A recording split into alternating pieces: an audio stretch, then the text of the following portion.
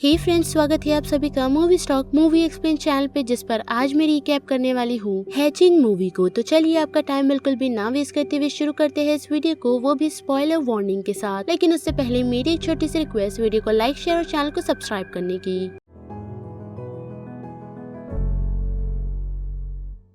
Film की शुरुआत हमें 4 लोगों की फैमिली से दिखाई जाती है जो एक साथ काफी खुश रहते हैं। साथ ही उस फैमिली में हम मॉम, डैड और उनके 2 बच्चे तिंजा और मैथियास को देख सकते हैं। साथ ही हमें ये भी पता चलता है कि मॉम एक सक्सेसफुल व्लॉगर है जो अपनी व्लॉगिंग में अपनी परफेक्ट फैमिली की फ्रेम्स को दिखाती है। और एक दिन जब वो उसकी फैमिली की व्लॉगिंग कर रही होती है तो उसी दौरान हम एक क्रो को उनकी खिड़की से टकराता हुआ देखते हैं, जिस कारण तिंजा उस विंडो को खोल देती है और वो क्रो घर के अंदर आकर सारे सामानों को तोड़ना शुरू कर देता है। जिसके बाद तिंजा उस क्रो को पकड़ लेती है और जब उसे बाहर छोड़ने के लिए ले जा रही होती है तो उसी दौरान तिंजा की मॉम उस क्रो को अपने पास लाने के लिए कहती है और वो उस क्रो को लेकर उसे मार देती है। फिर उसे तिंजा को डस्टबिन में ले जाकर फेंकने के लिए कहती है। लेकिन हम देख सकते हैं कि तिंजा को ये सारी बातें पसंद नहीं आती और वो उस क्रो को चुपचाप जब डस्टबिन में फेंक कर घर के अंदर आ रही होती है तो उसी दौरान हम देख सकते हैं कि वो क्रो अभी भी थोड़ा जिंदा है। और उसकी दूसरी सुबह हम देख सकते हैं कि उनके पास ही में एक फैमिली शिफ्ट हुई है। साथ ही उसी दौरान तिंजा की उस फैमिली में एक लड़की से दोस्ती हो जाती है जिसका नाम रीटा है और वो अपने डॉग के साथ खेल रही होती है। जिसके बाद वो उसे अपने साथ खेलने के लिए इनवाइट करती है। लेकिन हम देख सकते हैं कि तिंजा की मॉम उसे यही कहती है कि तुम इन सारी चीजों में अपना टाइम वेस्ट नहीं कर सकती क्योंकि जल्द ही तुम्हारे जिमनास्ट के कंपटीशन आने वाले हैं। और फिर रात के वक्त हम देख सकते हैं कि तिंजा को अजीब सी आवाजें आने लगती हैं, जिस आवाज को सुन वो उसका पीछा करने लगती है। साथ ही वो डस्टबिन को भी चेक करती है जहाँ पर वो क्रो नहीं होता और थोड़ा जंगल में आगे बढ़ने के बाद उसे वो क्रो नजर आता है जो दर्द से चिल्ला रहा था। और उसकी वो आवाज सुन तिंजा को बड़ा अफसोस होता है और वो उस कौवे को मार देती है ताकि वो अपनी परेशानी से आजाद हो जाए। और उसी दौरान उसकी नजर पास ही के घोंसले पर पड़ती है जिसमें उसी क्रो का एक अंडा था और वो संडे को अपने साथ घर ले आती है ताकि वो संडे का ख्याल रख सके। और उसकी दूसरी सुबह हम देख सकते हैं कि जब तिंजा जिमनास्ट करके फ्री होती है तो उसके दोस्त उसे अपने साथ चलने के लिए कहते हैं। लेकिन तिंजा उन लोगों को मना कर वहाँ से चली जाती है क्योंकि उसकी मॉम को किसी के साथ दोस्ती उसकी पसंद नहीं। जिसके बाद जब वो घर की तरफ पहुँचती है तो वो ये नोटिस करती है कि उसकी मॉम किसी शख्स के साथ काफी ज्यादा क्लोज हो रही है, जो चीज उसे पसंद नहीं आती और वो अपने कमरे में चली जाती है। और फिर रात के वक्त हम देख सकते हैं कि उसकी मॉम आकर उसे ये बताती है कि वो शख्स यानी कि टैरो को काफी पसंद करती है और साथ ही वो उसे एक ड्रेस गिफ्ट करती है ताकि वो अपने कंपटीशन के दिन पहने। और ऐसे ही कुछ दिन बीत जाता है जिसके बाद हम मॉम को देखते हैं जो एक ट्रिप से लौटी है, जो कोई ट्रिप नहीं बल्कि वो अपना टाइम टैरो के साथ स्पेंड करने के लिए गई थी। और जब वो घर लौटती है तो हम देख सकते हैं कि वो तिंजा को काफी प्यार करती है। लेकिन जब उसका बेटा मैथियास उसकी तरफ आता है तो वो उससे इतना ज्यादा अट्रैक्ट नहीं रहती। और बात करें उसके हस्बैंड की तो उन्हें सारी चीजें पता होने के बावजूद भी वो घर में एक कठपुतली जैसा रहते हैं जो कोई भी चीजों पर इतना ध्यान नहीं देते। जिसके बाद जब तिंजा अपने रूम की तरफ जाती है तो वहाँ पर वो ये नोटिस करती है कि वो एग काफी बड़ा हो गया है, जिस कारण वो उस एग को छुपाने के लिए एक टेडी बेयर के अंदर डाल देती है। और साथ ही दूसरे दिन उसकी मॉम तिंजा के साथ उसकी जिमनास्ट प्रैक्टिस के लिए उसके साथ जाती है, जहाँ पर वो ये नोटिस करती है कि उनकी पड़ोसी की बेटी रीटा उसकी बेटी तिंजा से ज्यादा अच्छा परफॉर्म कर रही है, जिस चीज से तिंजा को फर्क नहीं पड़ता। लेकिन हम देख सकते हैं कि मॉम इस बारे में तिंजा को यही कहती है कि वो तुमसे अच्छा परफॉर्म कैसे कर सकती है। जिसके बाद वो उसे काफी प्रैक्टिस करवाती है, जिस कारण उसके हाथ में काफी जख्म हो जाता है। लेकिन उसकी मॉम को उसकी नहीं पड़ी और उसकी मॉम उसे बार बार प्रैक्टिस करवाती रहती है। और फिर उसी रात हम देख सकते हैं कि तिंजा जब उस एग को टच करती है तो उसमें से एक लाल कलर की रोशनी उसे कनेक्ट करने की कोशिश कर रही होती है। साथ ही हम देख सकते हैं कि तिंजा की मॉम उसे जिमनास्ट इसी कारण से बनाना चाहती है क्योंकि मे बी उसने अपने पास्ट में आइस स्केटिंग करने की कोशिश की थी, जिससे उसका किसी तरह का एक्सीडेंट हो गया और वो आइस स्केटिंग में आगे नहीं बढ़ पाई, जिस कारण वो अपना सपना अपनी बेटी पर थोप रही है। और फिर उसी रात के वक्त हम देख सकते हैं कि जब तिंजा अपनी मॉम से बात करने के लिए आती है तो वो उसे यही बताती है कि उसे टैरो के साथ अच्छा लग रहा है, जो बात हम देख सकते हैं कि तिंजा को पसंद नहीं आती। और हम देख सकते हैं कि वो उसी एग के पास आकर अपना दुख शेयर कर रही होती होती है, साथ ही वो एग काफी बड़ा भी हो चुका है और वो एग हैच हो रहा है, जिससे डरकर तिंजा कबर्ड में छुप जाती है। जिसके बाद हम उस एग के अंदर से हाफ ह्यूमन और हाफ क्रो जैसा एक क्रिएचर निकलता हुआ देखते हैं जो तिंजा को ही ढूंढ रहा है। लेकिन तिंजा की डैड की आवाज सुनकर वो क्रिएचर विंडो से बाहर कूद जाता है। जिसके बाद जब उसके डैड रूम के अंदर आते हैं तो तिंजा उन्हें यही बताती है कि वहाँ पर कोई अजीब सी बर्ड थी। और दूसरी रात हम देख सकते हैं कि वो क्रिएचर फिर से तिंजा की तरफ आता है और वहाँ पर तिंजा ये नोटिस करती है कि वो जख्मी है, जिस कारण वो उसे बैंडेज कर नहलाने के लिए ले जाती है। जिस दौरान हम उसके भाई को उसके रूम में आने की कोशिश करता हुआ देखते हैं, लेकिन तिंजा उसे उस कमरे के अंदर नहीं लेती और फिर वो रात के वक्त उस क्रिएचर को अपने बेड के नीचे ही सुलाती है। और साथ ही हम देख सकते हैं कि पड़ोसी का डॉग उसे काफी परेशान कर रहा है, जिस कारण उसे नींद नहीं आ रही। और हम देख सकते हैं कि वो क्रिएचर वहाँ से उठकर सीधा उनके पड़ोसी के कुत्ते को मार उसकी बॉडी लाकर तिंजा को दे देता है, जिसे देख तिंजा काफी डर जाती है और उसे ये सारी चीजें वापस करने से मना करती है। और साथ ही हम देख सकते हैं कि तिंजा उस कुत्ते की लाश को देख जब उल्टी कर देती है तो वो क्रिएचर तिंजा की उसी उल्टी को खाना समझ खा लेता है। जिसकी दूसरी सुबह हम देखते हैं कि वो पड़ोसी के डॉग को गाड़ती है और वहाँ से निकल उसी क्रिएचर के लिए बर्ड का खाना लेने के लिए जाती है। और वहाँ से लौटते वक्त उसे रीटा मिलती है जो अपने डॉग को ढूंढ रही है। और उस चीज से घबराकर जब वो घर की तरफ लौटती है तो वो ये नोटिस करती है कि मॉम अपनी ट्रिप से वापस आ चुकी है और साथ ही उन्होंने तिंजा के लिए गिफ्ट भी लाया है। लेकिन मैथियास को वो चीज पसंद नहीं आती, जिस कारण वो उसी डॉगी की लाश को ले आता है और उसका नाम तिंजा पर डालता है। लेकिन वो चीज उसकी मॉम को पसंद नहीं आती, जिस कारण से वो तिंजा को धक्का देकर वहाँ से चला जाता है। जिसके बाद तिंजा और हम उस क्रिएचर को एक साथ जुड़ता हुआ देख सकते हैं, मानो जैसे वो दोनों एक दूसरे की हर चीज फील कर सकते हैं। और साथ ही वो क्रिएचर उसके भाई को भी दिख गया है, जिस बारे में वो जाकर अपनी मॉम को बताता है। और जब मॉम उसका रूम चेक करने के लिए आती है तो उसे वहाँ पर कुछ भी नहीं मिलता, जिसके बाद हम देख सकते हैं कि तिनिया उन सारी चीजों से डरकर उस क्रिएचर को उसी के कबर्ड में लॉक कर देती है ताकि वो किसी और को नुकसान ना पहुंचा पाए। लेकिन थोड़े समय बाद वो उसे खोल देती है और खाना देकर वो उसका नाम एली रखती है। और जब वो रात के वक्त सो जाती है तो हम देख सकते हैं कि एली वहाँ से निकल तिंजा की मॉम के पास जाती है और उसे टच कर वहाँ से भाग जाती है। जिसके बाद जब उसकी मॉम की आँख खुलती है तो वो खुद की बॉडी पर अजीब सी चीज नोटिस करती है, जिस कारण उसे ऐसा लगता है कि घर में कोई घुस चुका है। जब वो ढूंढने के लिए जाती है तो वहाँ पर उसे मैथियास के अलावा और कोई नहीं मिलता।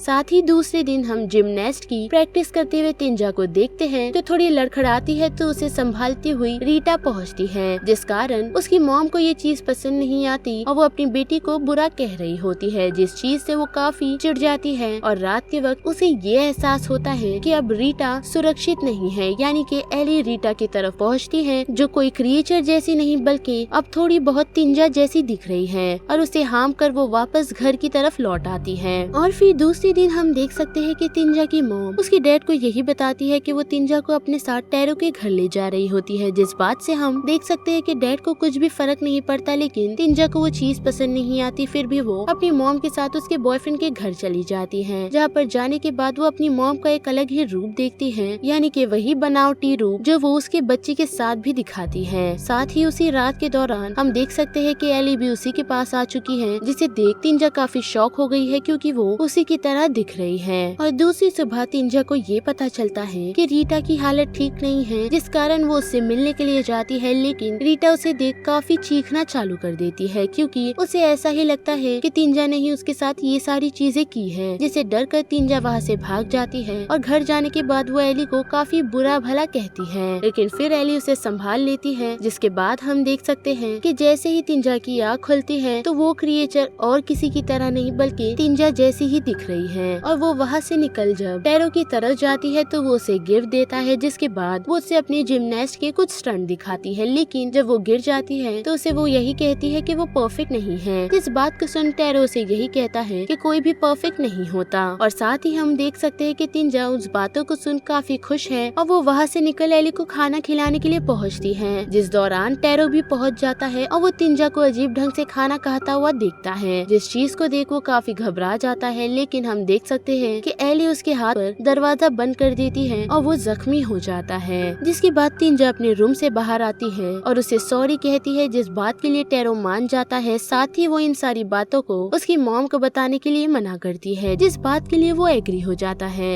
और उसके बाद हम देख सकते हैं कि तिंजा की लास्ट प्रैक्टिस उसकी मॉम उसे करने के लिए कहती है, लेकिन तिंजा उसमें चूक जाती है और उसकी मॉम उसे फिर से बुरा कहती है। साथ ही हम देख सकते हैं कि वो फिर से टैरो की बेटी को उठाकर उससे काफी प्यार जताने लगती है, जिसे देख तिंजा को थोड़ी जलन होती है और हम नोटिस करते हैं कि ये मैसेज एली तक पहुंच चुका है। जिसके बाद तिंजा काफी घबराई हुई होती है और वो टैरो और उसकी बेबी को उसका कंपटीशन देखने के लिए अपने साथ चलने के लिए कहती है, लेकिन वो उसे मना कर देता है। और उसके कंपटीशन के दौरान हम देख सकते हैं कि तिंजा खुद को जानबूझकर नुकसान पहुंचा लेती है ताकि एली उस बच्ची को नुकसान ना पहुंचा पाए। और उसी दौरान हम टैरो को पहुंचता हुआ देख सकते हैं और वो उस सिचुएशन से अपनी बच्ची को बचा लेता है। साथ ही वो एली को देख उसे तिंजा समझ बैठता है। और जब तिंजा अपनी मॉम के साथ कंपटीशन से घर लौट आती है तो टैरो उसकी मॉम के साथ साथ तिंजा को घर से निकाल देता है और साथ ही उसकी मॉम के साथ ब्रेकअप भी कर लेता है, जिस चीज से तिंजा की मॉम काफी चिढ़ जाती है और खुद को जख्मी कर लेती है। और जब वो घर लौटती है तो उसका जख्म देख उसका हस्बैंड उससे कुछ भी नहीं पूछता। साथ ही उसी रात हम देख सकते हैं कि तिंजा एली को अपने बेडरूम में भी आने नहीं देती,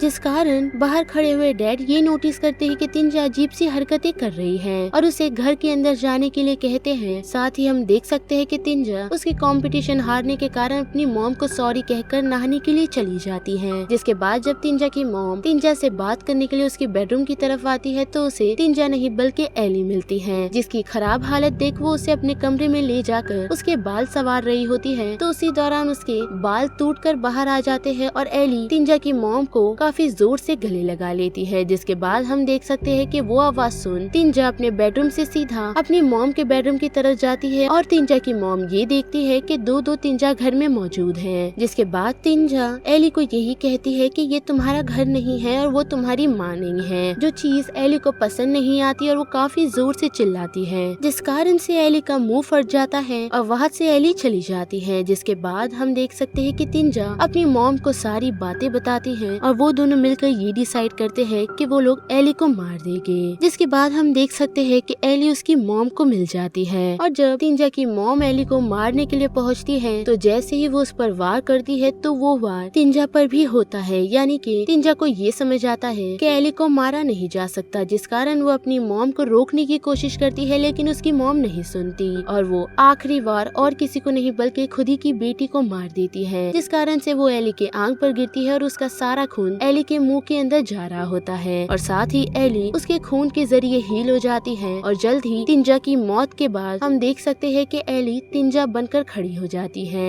और साथ ही अपनी मॉम को पुकारती है। और यहाँ पर हैचिंग मूवी का ये रिकैप खत्म होता है, जिस बारे में आप सभी की क्या राय बनती है उसे लेकर आप मुझे कमेंट सेक्शन में बता सकते हो। साथ ही अगर मेरी वॉइस आप लोगों को इस चैनल पर पसंद आ रही है तो वीडियो को लाइक शेयर और चैनल को सब्सक्राइब करना मत भूलिएगा। बाकी मैं मिलूंगी आपको फिर किसी मूवीज या सीरीज की रिकैप के साथ। तब तक के लिए आप movie stock movie explain channel के बाकी वीडियोस को एंजॉय कीजिए। Till then bye.